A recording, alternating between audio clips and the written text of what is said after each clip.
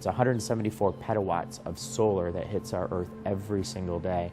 It's just an amazing amount of power, and this is one way to start harnessing some of that power and use it for transportation. I'm Mike Tinsky, and I'm the Director of Vehicle Electrification and Infrastructure at Ford Motor Company. Solar, which is, we call it PV or photovoltaic, has not only increased in its efficiency, but it's now gotten to a point where it's beginning to show economic viability, that we can actually power our vehicles, our plug-in hybrids like the C-Max Energi, on solar. In this particular case, we've taken about 1.5 square meters of solar PV and put it on top of our C-Max Energi, and it's called the C-Max Solar Energy Concept.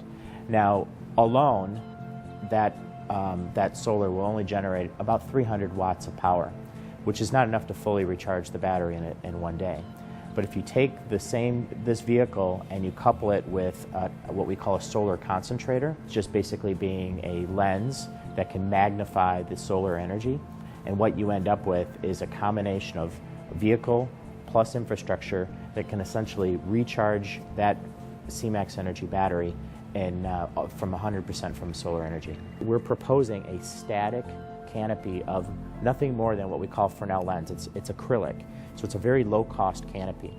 But the vehicle itself, as the sun traverses the sky from east to west, the vehicle will essentially move in the opposite direction and always keep that solar energy concentrated on the roof of the vehicle. So still using the same amount of solar on top of the roof, but getting that magnification that comes from low-cost infrastructure, such as the concentrator that we've been looking at. It's an innovative way to find a low-cost, clean, renewable way of recharging the C-Max Energi. SunPower cells are fundamentally different than conventional cells.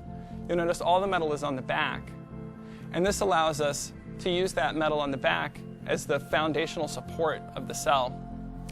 It means we can also make the silicon much thinner, meaning that it is actually allowed to flex a little bit. And as you can see, we've got a curved glass surface we've got to match up to here. So the ability to bend is very good. Additionally, we have much higher power density than conventional cells. So that means out of the same space-constrained area, we can actually harvest 50% more energy than conventional cells could. I'm actually quite excited to work on this project because when I was a kid, all we would ever see when you mixed solar and cars was these small, very impractical cars that flew across the Australian desert.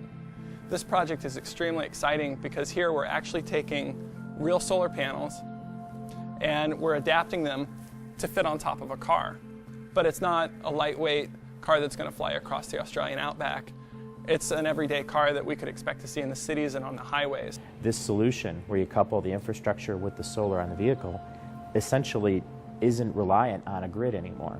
And so if you're in an area that doesn't have electricity either provided or a very unreliable source of electricity, this concept will still work. It's a freestanding concept. At Ford, we're really concerned about the environment. We're really concerned about sustainability, and this is a concept that could really improve that.